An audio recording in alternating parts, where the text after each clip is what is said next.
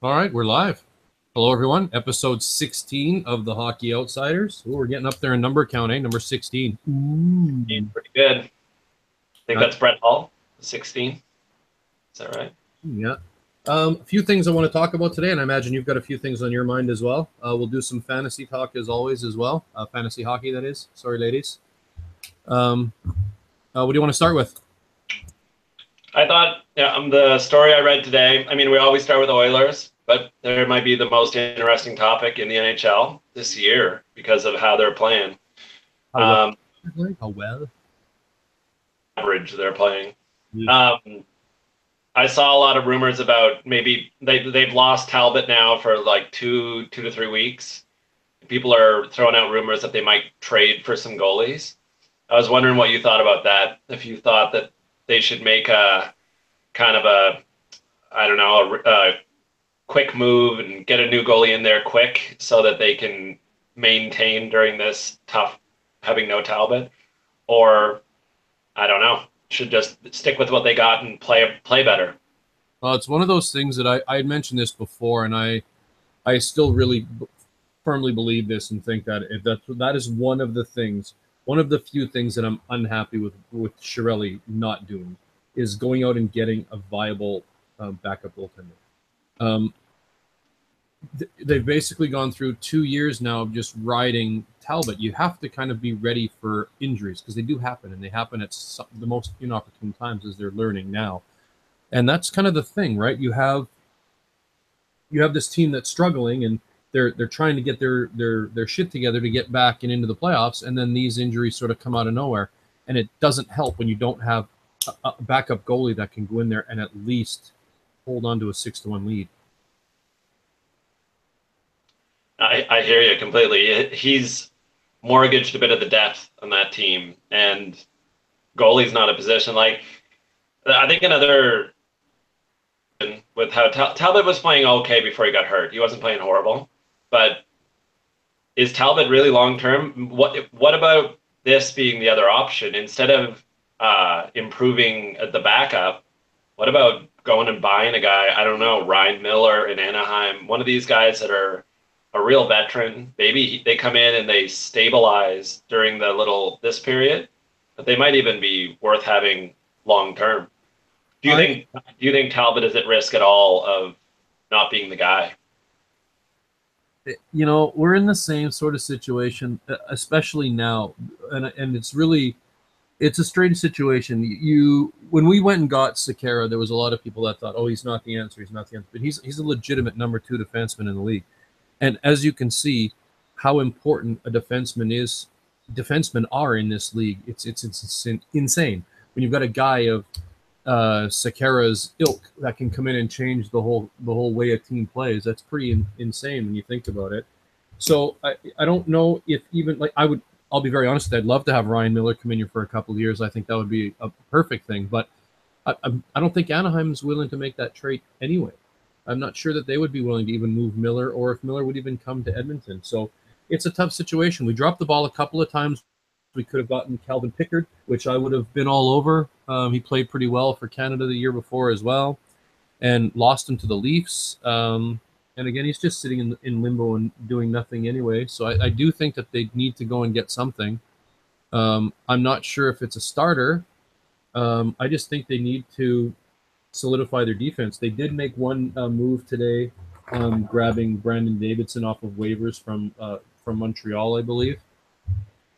Yeah, that's a good move. But it's a smart move. At least it's I depth. like that. We talked about this before, right? We talked about how important having depth at defense is, and we even talked about it as far as going into the draft. When you go into the draft, you should pick your first couple of picks should be those guys that are up there for the numbers and where they're supposed to be. But afterwards, you should be going defense, defense, defense, defense, defense, and hopefully hitting the lottery because that's where most of the defensemen are coming from is the later rounds anyway.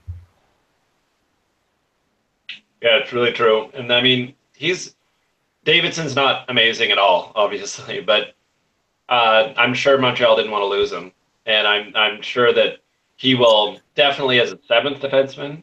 He's got value, and you never know. He rolls in there and he plays a good defensive role. He just has no offensive ability whatsoever. Well, I think that's where they're sort of lacking too, is that they need a puck moving defenseman because let's be honest, their power play has been atrocious. Their penalty killing has been really not good this year as well. So um, it's a real tough thing to kind of describe. I honestly, I've been telling everybody to calm down until about January, and then we'll see where they kind of sit. But it's getting really really close to crunch time, and I can definitely say that the injuries are not helping them out at this point in time. They're definitely not. They're not going to get out of this unscathed. It's going to be really tough for them to crawl out of this now. I mean, they keep losing games, and they keep losing games to teams that they should beat, and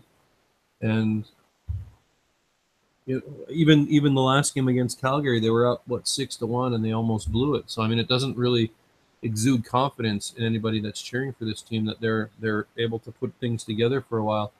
Again, if you did think Sekera was valuable, look at this team without him. That's the only real difference, right?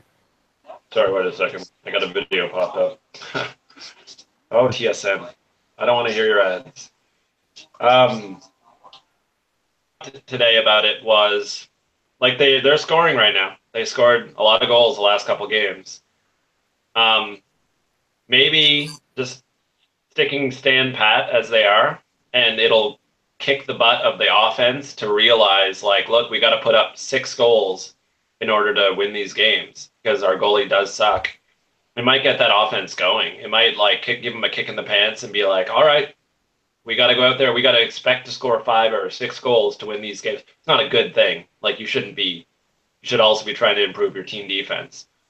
But it looks like right away the result of Talbot being out is they're scoring goals. They're like right away. Another guy too that they're really short on defense. I don't understand why they didn't. They may have made a pitch for Vatanen, but why didn't they just offer more? You know what I mean? Maybe I understand that Anaheim wanted to get Henrique and they didn't want to trade in the division, but boy, oh boy, I think the Oilers have chips to make that happen, and they kind of just didn't again. So I was a bit surprised by that trade. I got to be honest. We talked the other day about Anaheim's crazy depth at defense. Like, they really are super stacked. I think the reason they made the trade is that Montour he's coming out like this great player. Like, he's going to be a good defenseman. He might be better than Vatanen right away. Like, which is nobody expected that going into the year. They might have, but it definitely gave them this position of strength to trade from. I'm definitely surprised it just took Henrique to get him. Like, I think Henrique will fit their team, and I think the center is a great thing to add as well. But Vatanen had huge hype last year and the year before, and looks like he's not been great the last, I would say, 40 games. He hasn't been what people expected of him, but he's still got that high potential, and it's a defenseman. So I like New Jersey getting him in that trade, really. I don't mind Anaheim. I think Anaheim had so many injuries up front, and they had the depth. They kind of had to do something to keep competing. But I like New Jersey getting Vatanen. And New Jersey is like making smart moves, even though I kind of hate a lot of the stuff they've done. They made good draft picks too with Hischier. I mean, not that they had to think about that too much, but yeah, it's a little bit frustrating because, again, when you see a team doing these kind of things that your team should be doing or should have done in the past, and it's just not happening, it does get really frustrating. Like, I know I see the fan base in Edmonton every day and how riddled and angry and bitter they can be and they get, and it's understandable though. That's the thing, right? It's hard to blame them when that kind of stuff just keeps sort of happening. And I mean, you've got a lot of people even now sort of turning on Chiarelli, which I mentioned this last podcast. I don't really like. I think that he's done a fairly decent job of trying to make this team a better team, and I definitely don't think it's his fault for any of the stuff that's kind of going on. This team is better than what it's playing at. You mentioned it the other day though that I'm in a couple fan groups of different teams. Like, I'm in hockey fantasy and hockey Facebook groups all over the place. And one of the fan bases that has that reputation of being very it's Edmonton, man, of being very critical very quick. But the reason you made a point last time we talked about when you've gone through years and years and years of horrible management, it's tough to trust. It's tough to trust anyone. Even though they did definitely love Shirelli last year, Shirelli's got to prove it over 5 years for them to really fall in love again. Well, that's sort of the thing too, right? You got people jumping down his throat like they were, and like let's be realistic. The hype was real. I mean, the Edmonton Oilers should have been in the conference finals. And again, I'll say this again and again and again. That call, like that call with 18 or whatever seconds left, was one of the worst calls in the history of the NHL. And for them to go that far and then be so bad the next year is really confusing, especially when you get the best player in the world on your team, right? Makes it really tough for any fan of any team to really be pleased with. It's just, like I said, it's frustrating. I haven't jumped shipped on Shirelli 100% as of yet. I used to love him in Boston. Like I became a bit of a closet Boston fan because he made a lot of good moves and he was the guy getting really good late round draft picks and just he was getting in guys like he traded for Chara, I think. He did all those kind of things and I was just like, who is this guy? He was brash. He's like kind of an in-your-face GM. Everybody knows what Shirelli looks like. You don't know what every GM in the NHL looks like. And he's the kind of guy, he puts his face out there. And I loved him. But he also burned bridges in Boston pretty quick. Even after they won the cup, he was not there in 3 years after or something like that. So he does a lot of risky moves. He does like Hall for Larson kind of trades. He's not afraid to pull the trigger. And when that works, what I liked about it, like I said, when that whole trade went through, I remember because we actually had a podcast the day after it happened, the morning that it happened. Actually, we were on a podcast, and I remember I was super excited about the podcast because I couldn't wait to just be like, imagine the excitement that's going in Edmonton right now. We've got McDavid, Hall, Eberle, Lucic, all, we're just stacked up front, just absolutely stacked up front. And then when I woke up in the morning, that trade was announced that Hall was out and Larson was in, and I was in as much shock as everybody else. I mean, you're kind of just going, wow, we had such an unbelievably stacked team with all this offensive power. It still should be a good team with a lot of offensive power, but it's just not playing very well at all. I think it shows that Sekaras was really valuable. Like Sekaras was really valuable to that team. He was no bull that he was, and Larson's been hurting like recently. They've got those injuries. I don't think they had the injury stuff last year. Everything kind of went right. Yeah, not very much, and that's the thing too. Like that's what I mentioned before. When you're playing with fire, and going in and having the start that they had, and these injuries, like let's be realistic, these injuries have happened at the worst possible time for this team. But yeah, they have to be prepared for that. That's definitely something that falls on the GM. He's got to be ready for that. He's got to be prepared for that. He's got to have the depth there in order to make it work. If he doesn't, well, then I can see why some of the blame falls on the GM for that, and that's where I'm a little bit at odds with them not going up and getting an actually bona fide backup goaltender. Because look at now, we need one. We need one that's going to be able to stand in there for the next 2 weeks, and it's the most important stretch for this team. Because if they don't come out of this next little bit with 3 or 4 games out of the next 5, they're in big trouble. They're in really big trouble. Yeah, it's really true. They're 3 games under 500 right now. They're 500 in the last 10 games. Like they can't be going on 500. They got to go on an 8-2, and then another 8-2. It's not like it's out of the question that this team goes 8-2 or 10-2 or 12-2 or whatever the hell it would be. But the fact of the matter is that the time that they need to do it in is getting shorter and shorter every single day. Some teams played almost 30 games now, so. What's that? We're getting close to the 30-game mark, so it's like, you're right. You're almost right at the time where some teams are going, well, we're done. We're done for the year. Yeah. And it's like they're going to catch teams like Ottawa, obviously. Ottawa, Detroit. I don't know about Philly, but probably Philly. Colorado.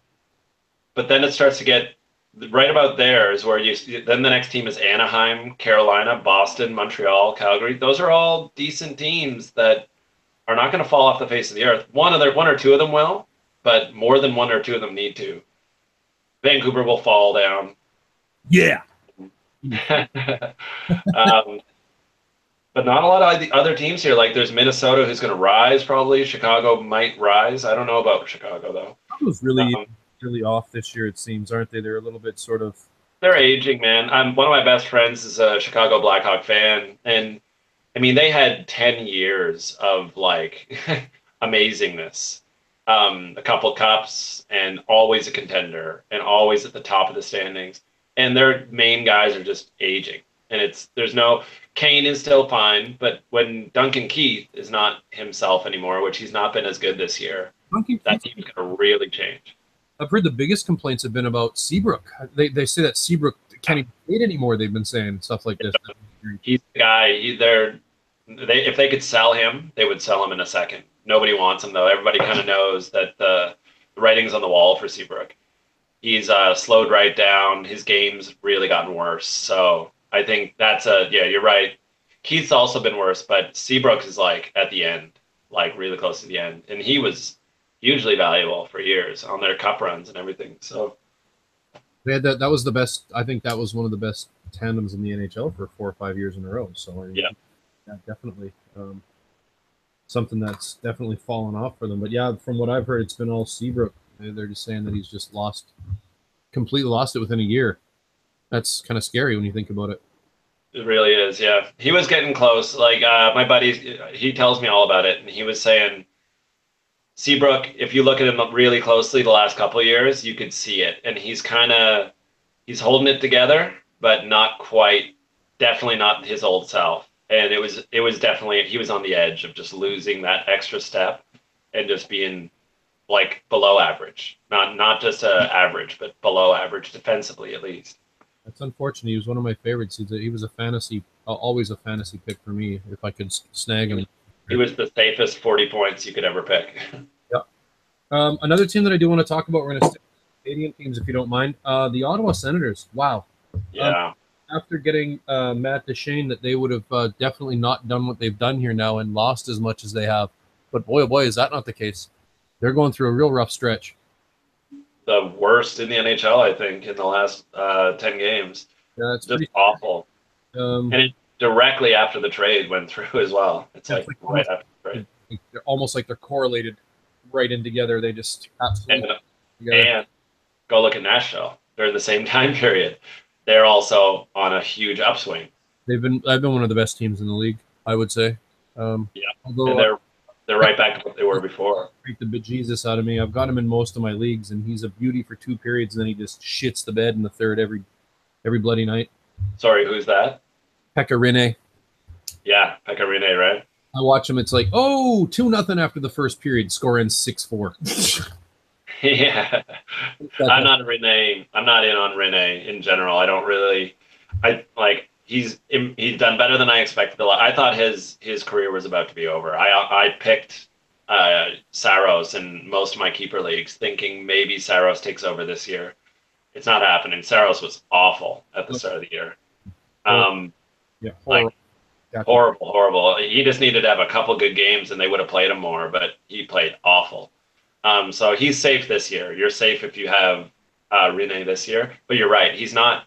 Don't expect him to be top of the NHL kind of stats. He's exactly what he said. He lets soft ones in all the time. Yeah. So what do you think the problem is with Ottawa? I thought that they needed scoring depth, and I thought that they went and got it with Duchene. Is it just a matter of him, finding his way and fitting in now, or? I think it has nothing to do with. It has something to do with the trade because I do think they needed. I think that Turris was undervalued as a glue guy, and also just his playmaking is so good. I think it's Karlsson. I think the whole issue is Karlsson. Karlsson's not Karlsson. Karlsson has not gotten a point in 9 games. 0 points in 9 games, maybe 10 now. And this is why I mentioned this before we did our pool. If I remember rightly, I mentioned this to you. I said that I'd be a little bit worried because they took away half of his foot, right? They took away half of his foot bone. Yeah, he's got a new foot. He basically has a new foot. Yeah. when you no matter how good you are, that's going to take some getting used to and some time for you to kind of adjust to that. And in this game, they're taking away half a dude's foot, and you're losing quarter of a step. It's a lot. Yeah, I mean he's been awful. He came back and he was good at the beginning. He looked like his old self at the beginning with his scoring, but defensively, he's like not looking good. He's letting guys get past him. He's not got the same wheels he had before. And dude, can you imagine like a 10-game span where Carlson doesn't score a point? Imagine you picked him number 1 in your fantasy leagues or whatever. Never even mind that. If you're in Ottawa right now, you're terrified. Like that's it for you. Like if he's not good, what do you got? You ain't got nothing else. Nope. From Ottawa, let's jump over to it's almost all teams for me today. Let's talk about the Montreal Canadiens and how valuable is Carey Price. Yeah, right away they're back to their old kind of. They're not back. I don't think. I'd still be a little worried about them because I still don't like that roster on paper. But Carey's back and he's himself again, and suddenly they win games again. Like just like clockwork, he's back. He's healthy. He seems to always need that. He always goes on those runs of maybe he's kind of hurt and he keeps playing. I think he's super injury prone. Like he really feels those injuries, and he plays through them a bit, and then you'll always see it right away in the stats. And it's not like he doesn't go from 90. He's like at his best, he's a 93.5 save percentage. He goes right down to like 85. Like he goes to be the worst goalie in the NHL when he's struggling. But when he's back and he's healthy, which he seems to be right now, he's lights out again. And he's like, if you were smart enough in a fantasy league to have made a move for him, like if you were like, oh, buy low on him, I'll give you Pekka Rinne or I'll give you whoever. I think you might have made a shrewd, smart move because I think rest of the year he might get hurt again, but he doesn't. He generally goes out and then he comes back and he's good the rest of the way. So he's been really good. I have him in my money, one of my big money pools, and he the first week of the first day of the week, the other team that I was playing against got a shutout. So of course you're automatically thinking, shit, you're gonna lose all the goalie categories from then on out. But I never got a shutout that week, and I won them all thanks to Carey Price, Pekka Rinne. So that was kind of good. That's a solid combo. You should be expecting wins most of the time with Carey Price, Pekka Rinne. Also have Talbot as well there. So, jeez, that's a solid. Now, like, but if I'm looking here at their roster, they got major issues. You know who's been good and a part of their comeback as well is Plekanec is playing well right now. He is a decent. I think he is a little bit undervalued in the same sort of light as Turris is to a point. I think he is a perfect number 2 center in this league, and when he's used properly, he does put up points. But the thing that stands out to me the most is when Carey Price is back there and he's playing like Carey Price, the entire confidence of that team goes from nothing to out of this world. I mean, they scored 10 goals the other night. They smashed Detroit 10-1. I mean, it's Detroit, but at the same time, 10 goals from Montreal, I don't think anybody would have expected that in a game this season. You know what I mean? It's the oddest roster. Like you look on paper and there's not a lot of scoring talent there. Especially if like Galchenyuk was supposed to be, but he's not at all. He's third line now. Pacioretty's great. Pacioretty's really great. Yeah. Drouin as well. He hasn't done all that much either to really. Not at all, yeah. And also they've added Delarose to as a third line center, and he's been doing well. He's come up, and he's the coach. I read some stuff today about the coach was saying how well he was doing, and that's a big part of their difference is that he's come in and right away added a spark. But he's not. If you're looking in fantasy, Delarose is not valuable at all. Not even in a keeper. He's an average scoring talent at best. But I don't know. Like the other guy that they've been saying is Jeff Petrie. The coach was also talking about how Jeff Petrie is taking his game to a whole new level. Weber went down, I think, for a game or two, and Petrie got those minutes, and they won those games. And Petrie was scoring goals and hitting people and +4, and so he's so happy. So happy to hear Jeff Petrie doing so exceptionally well. Yeah, Just beautiful news as an Oiler fan. Oh, I know, right? yeah, He, yeah. he's been solid for them. He's been like I'm surprised he became anything at all. Like when they traded or they got him, I was like, ah, he's a useless kind of seventh defenseman. But they turned him into something. He hits a lot of people. He throws his body around. Yeah, he's definitely played really really well since going over there. But again, I think that was more of they just couldn't afford to pay him what he was looking for at that moment in time type thing. So ugh, it's I think though, I would be careful if I'm a Montreal fan. Like I wouldn't go boast into your Toronto buddies like, oh, we're coming for you or anything like that. yeah, you Because don't want I to. think I still don't look at that roster and think good things. I still think that team's out of the playoffs. I don't think there's any way. I think they could even Carey Price. It is. I mean, if Carey Price goes on a binge of just being a Superman like he can, okay, sure, but that's the only way. I don't see any other way. I don't see them scoring 7 goals very often. So Yeah, it's definitely not something that you're going to see Montreal doing too often. It's putting up 8, 9, 10 goals. That's for sure. yeah, exactly. Not playing very very well. Let's go to the this. I know you're going to like this one because we haven't really talked too much about this team, but let me get your thoughts on this. The Winnipeg Jets, are they for real or are they just a flash in the pan? Okay, so I put this same question out in a Facebook group I'm in earlier today because in one of our leagues we've been having a big debate over with one of the members of the league who I traded for Connor Hellebuck because I think Connor Hellebuck is a total breakout star, and I think that Winnipeg is the breakout team of the whole year. This is my pick. I'll say it right now. Quote me: Stanley Cup winner, Winnipeg Jets. I'm saying Winnipeg are going to win the cup. I'm calling it right now. I know it's ballsy. I know it's stupid probably, but I'm This calling it. I love them. let's do. I'll make you a $500 bet on this one, but I'll even it You up. got to pick a team. Yeah, you take one team from the East and one team from the West. I'll take one team from the East, one team from the West. If either one of our two teams win, we'll give you $500. All right. Give me a minute to think about that. We'll talk about that later. Let's think about that one. But I'm taking Winnipeg definitely. Nice, I like it. Yeah, I will say this: their depth is unreal. They've got really good depth. Ehlers has come in and played exceptionally well. Laine's being Laine. They've got Mark Scheifele, who's a stud. They've got Blake Wheeler, who's doing really, really well. The only guy that's fallen off a little bit is my guy, Brian Little. But I think he'll turn it around as well. His second half. No. Look at Brian Little the last 10 games. What has he got? 6 points? Eesh. No, like 12. Is he really? Yeah, he's on fire. I haven't even looked. He's in my that waiver wire thing. He's one of my ads, and he was one of my ads last week too, because everybody was dropping him. Everybody got rid of him. He's not 12, maybe he's 10 in 10 games or something like that, though. He disappointed me, so I punted him straight away. I I got never him dropped now in him. every league.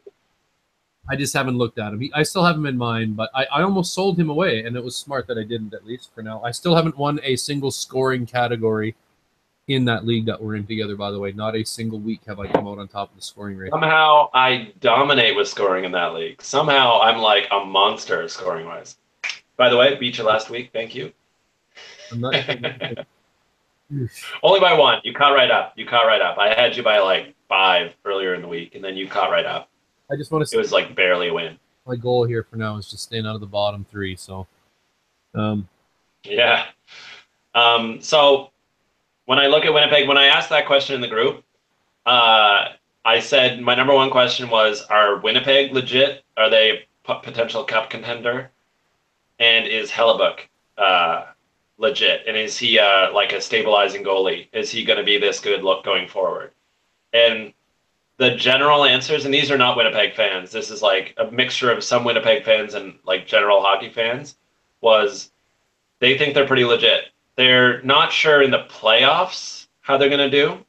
They're worried a little bit about their veteran leadership in the playoffs. But other than that, they think that this is the breakout team of the year. They just are so good on paper, man. what are they the last 20 games? Or 16, 2-2 or some crazy thing like that? The last 10, they're 7-2-1. And yeah, it's something crazy like that because Hellebuck has been something like 16-2-1 or something like that. Remember, even at the start of the year, Mason had a real tough start there too, but he's sort of settled in and started to play really well as well, which is again another really big plus from having that veteran goalie behind him, at least. So if he does falter, they can, they can just toss him in for a couple of games here and there, right? So, I mean, yeah, I definitely can't. You can't say anything bad. They're pretty solid all the way through. Even on defense, they're okay with the Big Buff and Tyler Myers and I'm not sure who else they have back there. Morrissey's got value. Morrissey's good. He's underrated. Shara is solid. Kulikov is a good third pairing defenseman. Sure. When they made the move for Kulikov, that was a good move for them. And my other guy, who's a big waiver wire guy, who I've been mentioning, Tyler Myers. Man, he's good. He's been good, and he's playing power play for them. He's playing 20 minutes a game. He kind of looks like he might be able to get to 40 points if he keeps it rolling with that good team. So keep an eye on him in fantasy. He's definitely played fairly well, so I'm definitely can't say anything bad about the Winnipeg Jets. That's for sure. I think that they could be one of the top teams in that Eastern Conference. They're in the East, right? Yeah, they're in the East, right? Yeah. Yeah, they're going to be hard pressed to beat a team like Tampa or Columbus. I think this year. I think Columbus is going to be able to put together a pretty solid team this year, going into the playoffs. Yeah, they do. They also have a really good team. You're right with that. Those will be one of my twos to counter your Winnipeg, by the way. I'll take one of those two from the East. Well, you're definitely going to take Tampa. I know what you're going to do. You're going to take Tampa. Columbus. I told you last time. I said I think Columbus will give Tampa a good run for their money this year. They're good. Yeah, no, definitely they're good. Really good. Yep. I think they've got. If I were to take somebody, it would have to be Tampa right now. When I'm looking at that, I think Tampa is the one I would take. It's hard to. You never know with Pittsburgh, though. You can never write off Pittsburgh. This is true. This is very true. That's another interesting little thing. Is it's also for fantasy, but it's interesting. They lost Murray, who's out now for 3 weeks, but they're not losing because they've got Tristan Jarry, who's their backup. Another team with a good backup. There's another example of a team with a good backup. Jerry is. Yes, he was a good backup until 2 days ago. Nobody is good. He's got the pedigree. He was good in the AHL. He was good in the minors. He's one of the better goalie prospects in the NHL. Which they had Murray. Murray was a 3rd round pick, so he was a kind of a lucky pick by them. Not a lucky. They were probably good scouting, but he wasn't expected to be as good as he is. Tristan Jarry was expected to be the guy who took over for Marc-Andre Fleury, not Murray. If you went back when he got drafted, I think he's a 1st rounder. I'm not sure. But he's, especially if you're in fantasy and somehow he's available in your league, you have to have him right now. He's Pittsburgh's starting goalie. He's a 93% save percentage probably this whole period of time. So just add him during this time. If Murray comes back and just takes all the starts, then go with Murray, obviously, or just drop him. But there is a potential if Murray's been injured all year. He's had weird stuff all year. There is a potential that Murray somehow gets really hurt, like that this injury is lingering long term. He is a good goalie and could just take over and get all their wins, and that's a lot of wins on a Pittsburgh team. So just a guy that could go under the radar in some leagues. Most leagues that know what they're doing know that you just have to own whatever Pittsburgh goalie. Doesn't matter who it is. Except Antti Niemi. Yeah, never own Antti Niemi. Just never. Don't own him. Him and Kari Lehtinen is another one that I'm always like, I don't want Kari Lehtinen. You can't give me. Lettinen's okay. He's done quite well in the backup role of Bishop. Actually, he's come in and played pretty well for the most part. Right. Yeah. He's definitely no Antti Niemi. So anyway, that was just a guy that I noticed in a couple leagues. I missed out on him in all my leagues. I kind of stupidly, I noticed him and was like, oh, he's going to get starts. And I knew how good he was, and I didn't just add him. And then he's gone on a run of 4 games in a row that are awesome. Would totally have won people weeks last week.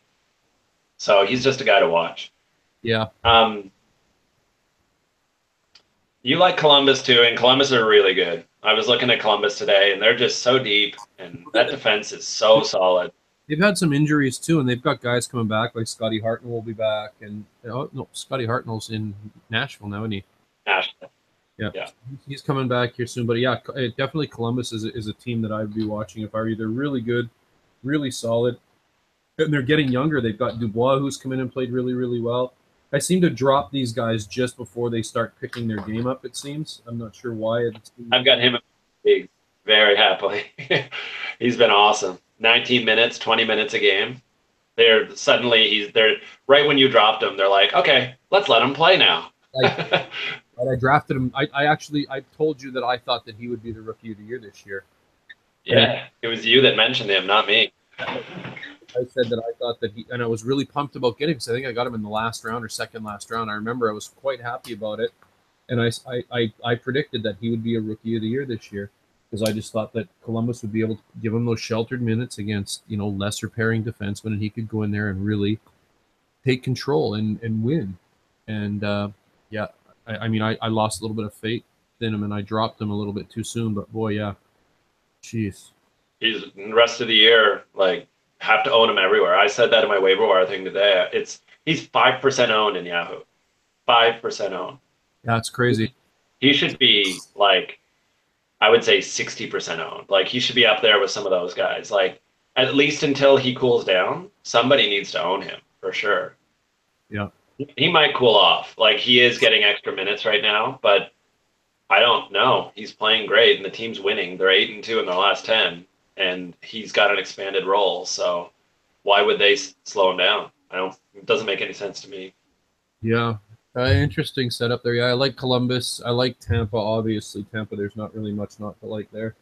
Those are my two favorites out of the East. Oh yeah, Winnipeg definitely looks for real. That's for sure.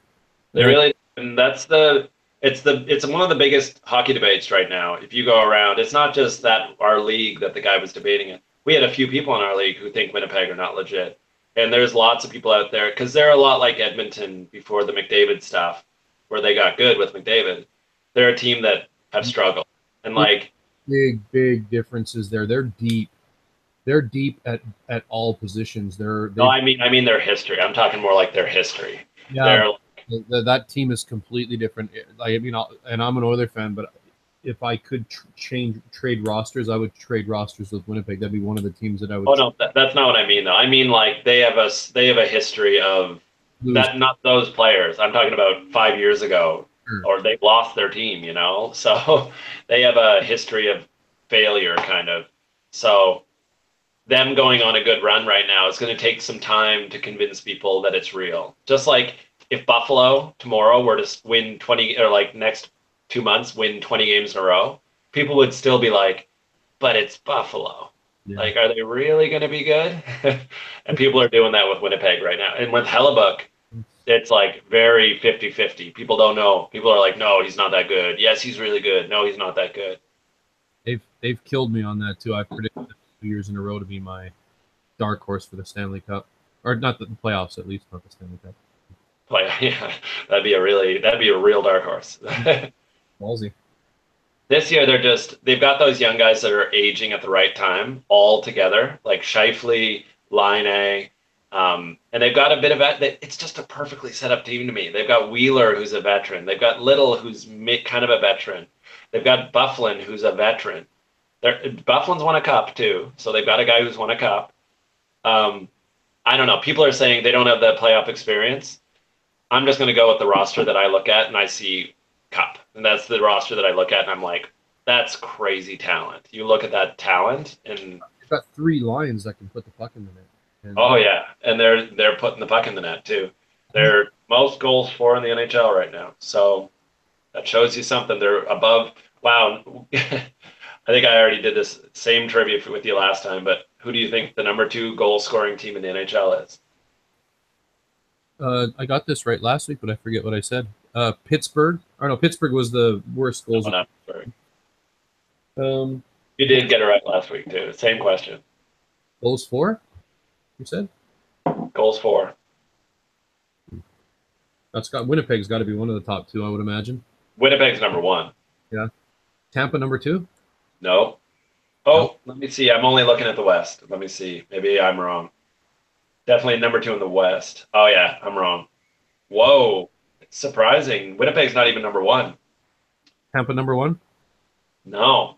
Islanders and Toronto are tied with 99 goals. Wow. Islanders. That's actually a team I was going to mention today. Is the Islanders are good this year. They're like real good. It looks like Barzal is like, what the hell? Barzal is a sniper. Right when I traded for him. For You know that. Griffin Reinhardt, who's been a complete stud on. I got Barzal and Brat and a pick. Barzal's better than the guy I traded for that I gave away, Kane. Evander Kane's been really good this year, but Barzal's been better since I got him. I'm having a good year in fantasy. I'm doing okay. In my one cash league, I'm okay, but in ours, I'm not doing very well. It seems Well, like we weren't supposed to do it. Like, we traded away picks in that league. seems like in our league, no one's giving up first round picks at this point in time either. Having a real tough go getting anything from anybody right now. Cheap I bastard. think lessons were learned yesterday. Yeah, I don't know. I think lessons were, sorry, not yesterday, but last year. I think people learned the mistake in how much it killed teams, and especially because a few of the teams that traded traded away their first rounders didn't win. So if it doesn't pay off, man, it really doesn't pay off. You're doubling down. You're losing 1 year and you're losing the next year. Yeah, that's true. Yeah, it's a I tough. still think I did the right thing, but anyway, that topic. Yeah, I'm having fun battling with a shitty team this year. I don't understand where the argument on the other side was coming from on that one. That one didn't. It just irks me. But anyway, yeah, it's not here nor there. Anybody other teams that are surprising you this week and doing really well, or not doing? No, we touched on most of them. The Islanders was another one. Toronto looked completely legit. Like, definitely, if you're a Toronto fan, we're never going to hear the end of this because this is a real good team. And your boy Nylander, that you've got, I think, in a couple leagues, and I like him too as a player. He's going to get more of a role, I think, going forward. And that might be interesting in fantasy. But they're just a good team. They're another team that's really deep. They could use a defenseman, but they're scoring so good. Everybody could use a defenseman. Everybody, exactly. Everybody could use a defenseman. That's why, that's why I'm kind of surprised Semi Vatanen was traded for Henrique, because I kind of feel like they could have gotten more. Henrique's not been good for 2 years, so I think Henrique will be good with them. But I think maybe they were looking for a specific kind of player. Like they like to bring in that Antoine Vermette type of player into their system and just have him play a minimal role on the bottom couple lines. And they're another team you can't question too much because they've been consistent for a long time. So and they're even right now they're holding it together with a patchwork roster, even though they're only 500. No Getzlaff, no Kessler. That's huge. It's massive. Kessler is like one of the more valuable players in the NHL, I think. Yep. Although he's nasty, but when Vancouver had him, I liked Vancouver having him. I didn't want them to lose him. Players, right? That's what I told you this before. I love players like Corey Perry's, those kind of players like that. You love having on your team, but you hate playing against. Those are the kind of players that I love having on my team. And then a guy like Getzlaff, who looks like the consummate leader. Like, he kind of comes off like the consummate leader. Like, even on Team Canada, he comes off like a leader. Even though he's not the best guy in the room, I think he's got the right attitude all the time. So Corey Perry's not that attitude. Corey Perry's a winner, but like an asshole. So that's what makes Corey Perry, and that's why I love him. You have like a little montage of him being Corey Perry, and it's quite funny.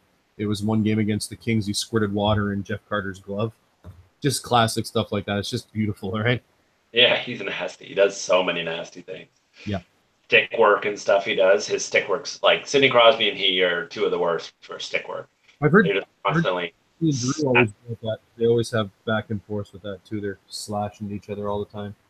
Yeah. That's about it. I mean, Nashville, I just took a look. Nashville are back and they're like right where they should be. Los Angeles, people were doubting them about a week and a half ago, maybe 2 weeks ago. They went on a little cold run. But I was saying, don't get out on Los Angeles. I think they're good. I think they really are good. I think they've kind of fixed some stuff in LA this year. I think they're definitely a contender this year. They're right back to being contenders. Yeah, Um, they're definitely playing well. They're a good team. They're solid. And they're not. They've got their best player out as well with Jeff Carter, right? yeah, and Kopitar's himself again, which is nice to see. Brown is back to being 20-year-old Dustin Brown. How about that guy? Yeah, exactly. He's been like hugely valuable in fantasy if you've had him this year. I Yeah, would be careful. I mentioned in my waiver wire thing this week as well that he's been cold though. He got a goal and an assist his last couple games, his last game, but he went on like he's going on like 3 games no points and then 1 goal and then 2 games no points and 1 assist. Just be careful. Don't just because Dustin Brown's been really good so far. If he gets on a real cold streak, drop him. Like don't keep him forever thinking, "Oh, he's back to being old Dustin Brown." He might not be. He's better than he Dustin Brown. Yeah, he's like elite Dustin Brown. But like in fantasy, he's so valuable in categories too because he's got those hits as well, and he's like a bruiser. So he's just been amazing this year. But you got to keep an eye on him. If he goes on a 4 game binge of no points, if you're not in if it's a super deep league, you can't drop him. But I would drop him. I would be looking at it anyway. Let's talk about the Philadelphia Flyers. I watched them today play the Flames, and they looked really good. And they've went on a 10-game losing streak here. I don't think that that's something to be too worried. But that's a fairly decent team there in Philly. I think they can still make the playoffs. There'll be a bottom seed in there, but I don't think that they're you know 10 in a row losing type of team. I definitely think they're a lot better than that. Um, Wayne Simmons did score today, but he's been a little bit cold. But that team's pretty decent as well. I think Voracek is an underrated sort of a player. He put up a nice quiet 3 assists today, and he's kind of been the straw that stirs the drink there in Philly, more so than even Giroux, which is a bit surprising. Yeah, I agree. Voracek is their most consistent player this year for sure. And it's Simmons' cold streak is directly related with their losing too. So maybe if he gets it going, I can't believe he's going to be horrible this year. I think he's a good hockey player. So I think he's going to get it going. And when he gets it going, that team will get going. They Yeah, also they need Nolan Patrick. They need some of their lower guys to start contributing more. Like that third and fourth line is not contributing at all. yeah, I've heard Their fourth line is about useless. he's struggling a bit, Konechny, and he needs to step up a little Yeah. bit. And they're good. They look all right on paper. Like Nolan Patrick, Jordan Wheel, and Travis Konechny, I would expect to do well as a third line, and they're not playing well. So that they need to get it going for sure. Um, and Brian Elliott's been fine in net. I think he's been better than they've had a goalie for 5 years. So I'm sure they're still happy with him in Philly. Yeah, I definitely think so too. Although I said this before, I do think that they should go get a proper goaltender for once. I mean, Yeah, just one time, or draft one and bring them up right. Like I don't know what they've just never done it. They've got some guys in their system that are decent, but they burn them out in their system. They don't know how to do it. They haven't figured out the goalie thing at all in the NHL. no. And a lot of teams have. Like you look at Pittsburgh. Pittsburgh has Marc-Andre Fleury, a drafted guy, plays for years, wins cups for them. And then they bring up Murray the exact perfect way. He comes in, he wins, he's great. Now Murray's out. Oh no, what do we do? Game over. No, Tristan Jarry comes in, is good right away, contributes. Like, there's a lot of teams out there that, like, those are all homegrown. They didn't trade for a single one of those players. Those are all homegrown goalies. That's what you should be doing. You should just be rotating a good young goalie. And I don't know why no teams do it. Like, nobody does it. It's only Pittsburgh. I think that's what Edmonton's trying to do. They just have the wrong defense and not enough scoring up front. Yeah. They I mean, it does help that Pittsburgh's won the cup, whatever, 2 years in a row. So, like, they're a really, really good team. We're not talking about, I don't know, New Jersey Devils here. Although New Jersey used to be good too. But, This is true. You want to jump into some stuff here now? yeah, sure. All right, let's do it. Uh, So let's go ahead. I want to we'll talk about some up and comers and some droppers, some fallers and stuff, risers and fallers type thing here in a minute. I do want to touch on a couple of things when, just sort of in response to the stuff that we talked about in our league. Um, when you're in a league, any kind of league, you have to remember that every manager values players and what they think they're going to be differently. And if you're going to use the veto button, which I never do, you have to make damn sure that it's for something that is detrimental to the league. If it's just a donkey making a donkey trade because he thinks that that's going to be the way that's good for him, that's not collusion or being bad for the league.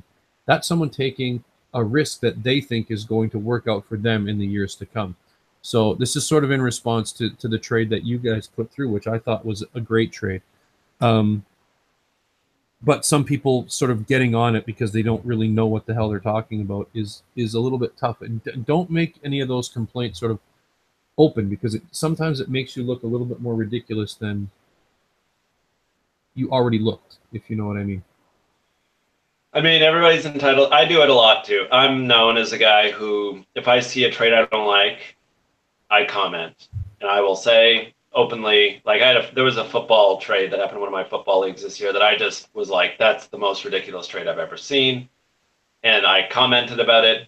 Nobody really jumped on it. And then I commented 3 more times, was like, you guys better jump on this, because like, what's wrong with you? Nobody cares. Nobody cares. And I was like a little bit too aggressive, and I probably shouldn't have been. I kind of regretted it. But if I don't like the veto, but I definitely want people to explain why they did a trade. And in our situation that we're talking about, it was trading for Connor Hellebuyck. I traded away Frederick Anderson, who is not going to be kept, most likely. He was like a 3rd round keeper, I think, or a 2nd round keeper. Like definitely not going to be kept. And Nazem Kadri, who's been really good. Nazem Kadri I kept him last year. He was a keeper for me last year in like the 14th round. Very, very valuable, and he's going to be worth more than that this year. Like, he's better this year than last year. He's going to be easily a keeper for this guy. For Connor Hellebuyck, who I get to keep in the 13th round, I believe, or something like that. Right, yep. And Kevin Fiala for Nashville, who I didn't even check his keeper ability, but I bet it's pretty solid as well. And he in this trade has been totally discounted by everybody. Absolutely everybody just thinks, oh, Kevin Fiala is worth nothing.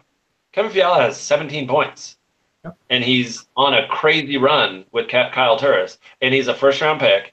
And he's right at the age, 22 or something like that, to break out. Like, everybody, like Barzal didn't look like much before I got Barzal. Look at Barzal now. Like, Kevin Fiala has 3 points in his last 2 games. Like, he's definitely rosterable in every league. Absolutely, almost every league. Even a shallow league. Anyway, so the argument here came up that a few people didn't think that Hellebuyck's keeper value at round 13 was worthy of Kadri and Frederick Anderson. Frederick Anderson basically just replaces Hellebuyck straight up. Like, they're just even.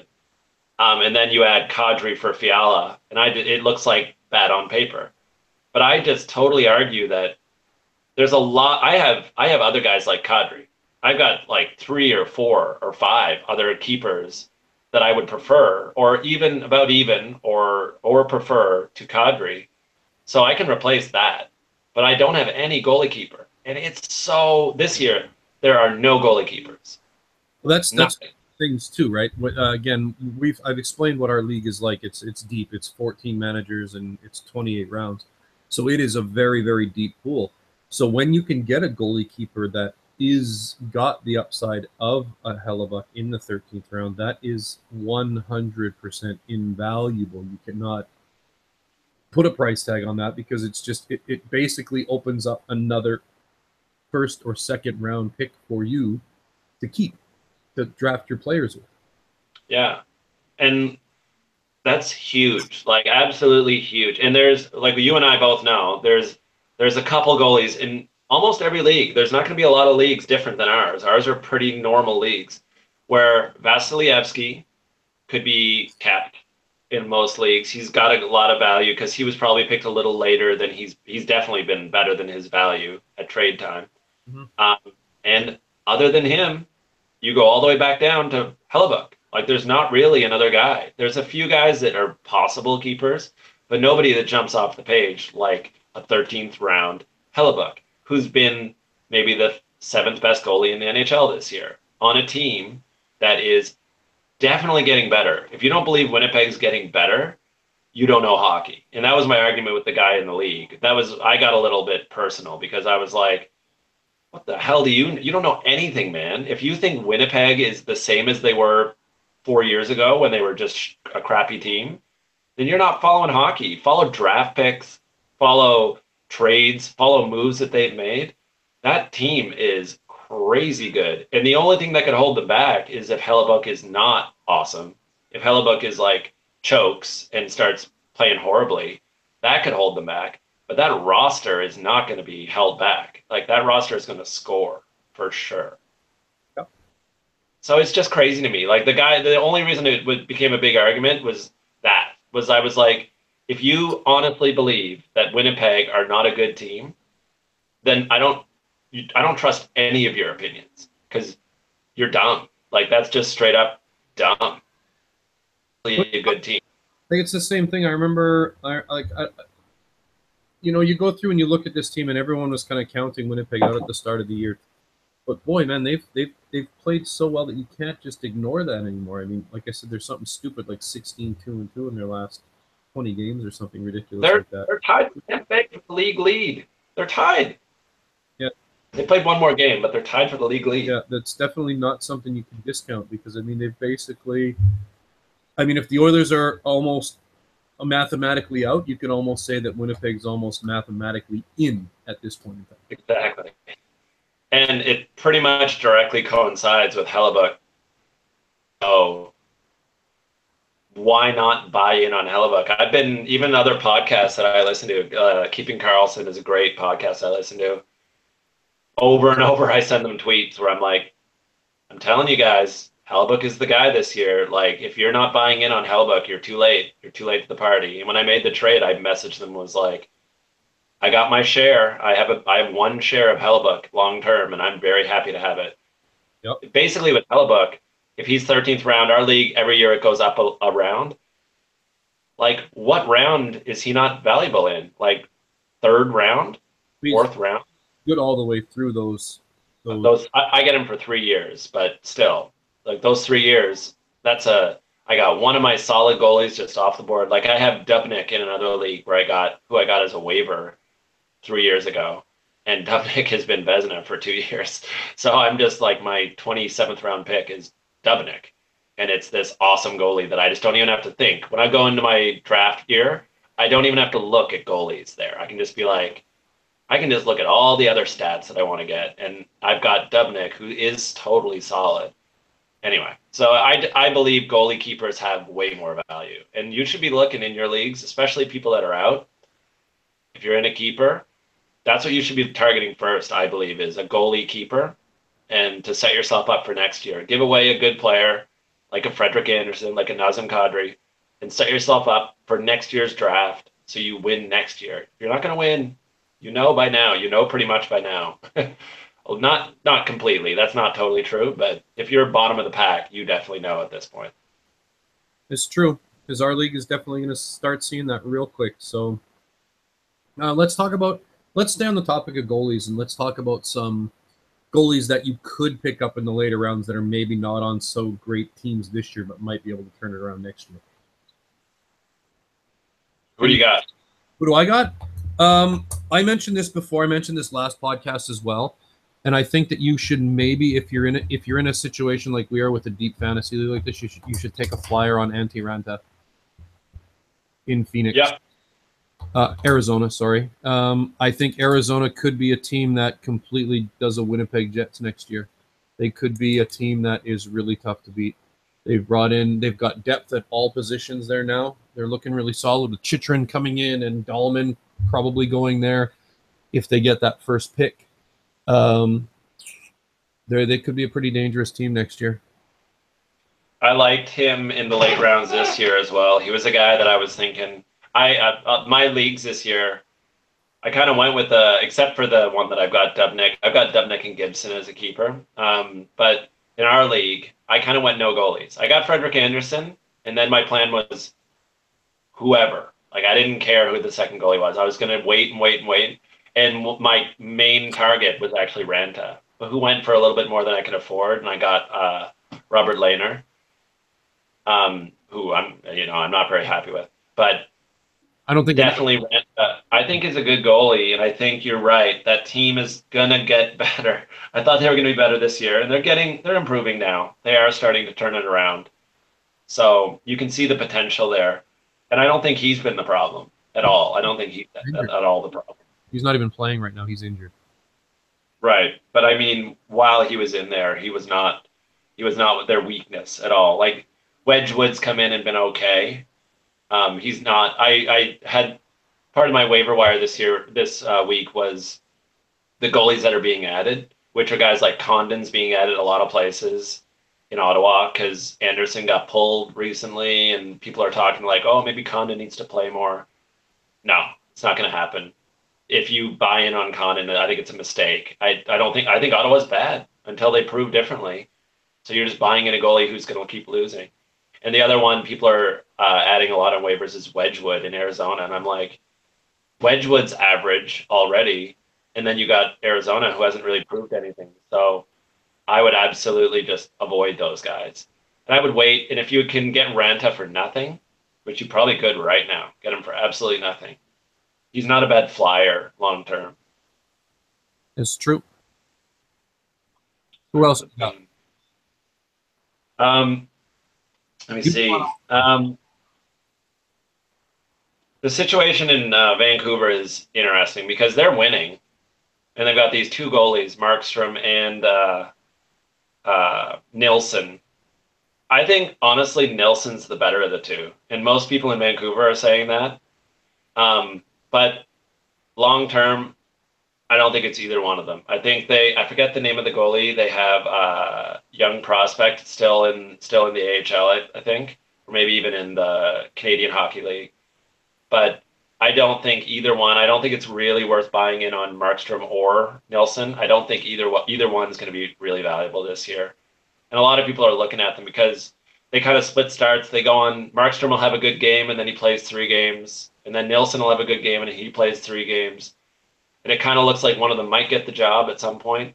And Vancouver almost look like a good team sometimes too. So it gives people the feeling like, oh, I could get some wins out of this goalie and it might be all right. I just don't see it. I don't think Markstrom's really that good, and I don't think Nilsson's that good either. I think they're both about the same. They are about the same talent. They're not terrible goalies. They're good, great backups. Absolutely. We had Nilsson in Edmonton, and I know him quite well because we got on that hype train as well because he would come in and get some spot starts and be really quite good in some, and then he would just be horrible in others. He kind of reminds me a little bit, I don't know if you remember, Anaheim had 2 really solid goaltenders at one time, and one of those other goalies was Victor Fast. Do you remember Victor Fast? Yeah, I do. He was a little bit like a world beater, and he was everyone was touting him to be really great. The next sort of, I think he's Kiprasov. He's a Finnish goalie, I do believe. Finnish or Swedish, I can't remember, Swedish or Finnish anyway, but everyone was touting him to be something really good. And we also had him in Edmonton as well, but he didn't pan out very well either. But I would say I'm going to disagree with you a little bit. I'm not a huge Canuck fan, but I think Markstrom is the guy that Vancouver's always wanted to have in their system and have been grooming for these years to kind of take over. And I think maybe now he's finally starting to actually play to his potential. I see it because he was he was Florida before he was Vancouver. He was in Florida, and he was in his prospect era. He was the #1 prospect goalie on everybody's list, every scout across the NHL, and it's the same era as guys like Murray, guys like that who have now become Holtby. I think might be the same era. Good young goalies who are in the same category, but they put Markstrom at the top. He's got the big body. He was athletic as hell. I just don't know. He's never put it together. He can never put it together for any period of time. I'm happy they got him because he's been valuable. He's not invaluable. He's got use, and he's been good for them. I'm glad they made the move and got rid of Miller and just let him play, and they got rid of what's his name now in Carolina. Darling. No, not Darling. Anyway, Eddie Lack. They got rid of Eddie Lack. I thought Eddie Lack was going to be good, but he wasn't. I just don't think they're long-term solutions at all. I just think like they're patchwork. They're good goalies if you want to do 500, if you want to play 500. They're not good goalies if you want to win more than that. They're not elite in any way. So I don't trust them. I don't think they're the future in Vancouver. I would be okay with either one of them getting traded, like up their value and then trade them away if you can. But like trade them away to Edmonton. No. No. Give us your second rounder or something like that. I'd be cool with that. No. That could be possible. That's a realistic idea, maybe. What do you think about? I'm going to throw this one out here at you and tell me what you think about this for next year. Jimmy Howard or Mrazek? I'll be very honest. I don't like Detroit. I don't think that they're going to be good for a while, but they could be some later round snags for you to get spot starts. I mean, they're only going to get better with all of these picks that they're able to do, and they're one of the better teams for scouting guys. I don't see it for a little while, but I still think that they could be something. There could be something there for them to, if you got a later round kind of guy and get spot starts out of them. They're both just so average, though, dude. And that team is. I don't trust that team. You're right. Their history, they're good drafters, and they did draft Dylan Larkin. That's a great pick too. And he wasn't an early round first rounder, and he's right back. He's one of the best keepers this year because he's right back. A lot of people were off of him. He went really late, and then he's Dylan Larkin again, of course. I think Jimmy Howard's on his last legs there. Like them. A lot of people were very surprised that they went with Jimmy Howard to start the year because they fairly well. Well, Mrazek's been horrible. Like Mrazek's below 90% save percentage, so that's like way below league average. Most people thought Mrazek was the guy this year. Most people thought he's going to take over. It's Howard's last days in Detroit. He's getting too old. But definitely that roster needs to get young. So why not go with the young guy? But Mrazek's just been so terrible, probably in practice, probably all day, every day, that they just know he's not good. He's not that good. And maybe when he came in like a ball of lightning, and he looked really good at the beginning, but he's not been good for 2 years. And I don't think Mrazek's really the future either. They're another team like very similar to Vancouver who have two average goalies, a bad-ish roster. They have a worse roster than Vancouver. And what are they going to do? They got to, like, nobody wants Howard. Absolutely nobody wants. I think they actually put... He reminds me... Now, I'm not sure if this is a fair comparison, but you tell me what you think. Jimmy Howard reminds me almost carbon copied to a T of Corey Crawford. Those two guys... Similar. Crawford's better. Crawford's for sure better. Now, it's hard to say because Chicago's so much better, but I have to believe Crawford's better. Like, Howard's not that good this year. He's not been great at all. He's 294 goals against, although goals against doesn't really matter. 908 save percentage. That's way below league average. It's not way below. I think league average is like 918 or something like that, 915. So he's below league average. And yeah, that's even with like people talking about him being good at the start of the year, because he was good at the beginning of the year. At the beginning of the year, he looked real good, but he's come right back down to earth. Team's so horrible. It's hard to judge anything in Detroit because Detroit are legit one of the worst teams. Like, and I don't see the end of that. Like, I see you were talking about Arizona, who's also in the same category for worst teams this year. Arizona's got a light at the end of their tunnel, for sure. Arizona's got a bunch of really good young players. They just got back Jacob Chychrun, who's their big defenseman. who's similar kind of talent to Provorov. Like Provorov and he are talked about in the same Philly is like their number one pairing defenseman. So I'm not saying Chicharron's that good, but he's like super talented young defenseman. So Arizona's got this light at the end of the tunnel. I don't know about Detroit, man. Like since Babcock got out of there at the right moment, eh? I think they've got some pieces there that are good. You mentioned Dylan Larkin. They've got a couple of young guys. Anthony Mantha is really quite good. Yeah. Athanasiou or whatever his name is. He's not. I don't think he's a game breaker by any means, but he's definitely he's a decent. He should be a second or a third line guy, but they've kind of thrust him to be a first line guy because they just don't have any other depth there. But they can't stay bad for long, right? I mean, they just can't have. I know. We grew up like you and I grew up in the same era of Detroit being the scariest team in the NHL, like just over and over and over. But I mean, I don't know if I see it. They still draft well in the late rounds. Like they're still playing guys right now that are like late round picks, and they're playing well. Like Martin Ferk is on their fourth line, I believe. Mm-hmm. Athanasiou, I don't think was an early round pick. Mantha is really good, and I think he was first round, but he was also later. They do well with all their picks. You're right with that, but like they're way past the era where they had a guy like Lidstrom or Kronwall being Kronwall. Kronwall's nothing anymore. Kronwall's on the verge of retirement. He could very well be. This could be his last year, I think. And I think if you tied everything just to Kronwall's disappearance, like his aging, I think that's where you see Detroit falling off. Is right when Kronwall became like he's terrible now. He's not even above replacement in the NHL. He's barely rosterable on any NHL team. They couldn't give him away to a team, and Mike Green has been okay for them. But like that's not what you want. You don't want Mike Green to be good at 30 years old. You want some young defenseman like I don't know who. Like they just don't have anybody. They don't have anybody that I'm like, oh, that guy's going to turn out to be great. Jonathan Ericsson, never going to be good.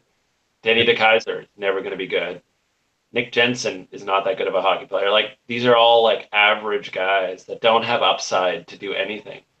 So I think they're screwed. I think that they're in for like 4 or 5 years here of rebuilding, maybe 3 or 4 years of like full on rebuild.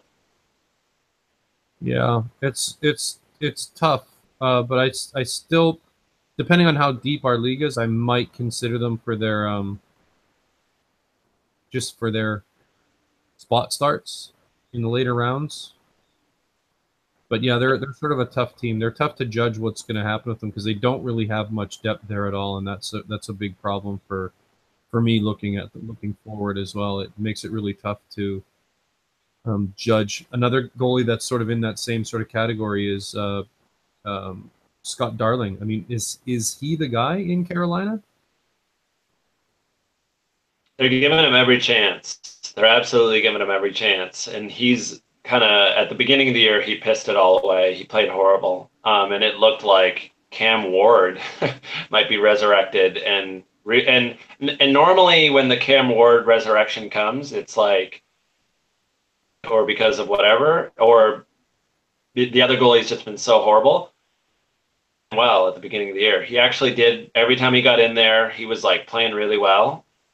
So it kind of looked like, oh, maybe it's Stanley Cup Cam Ward, maybe, and it's not. So they have no choice. They kind of do need to stick with Darling.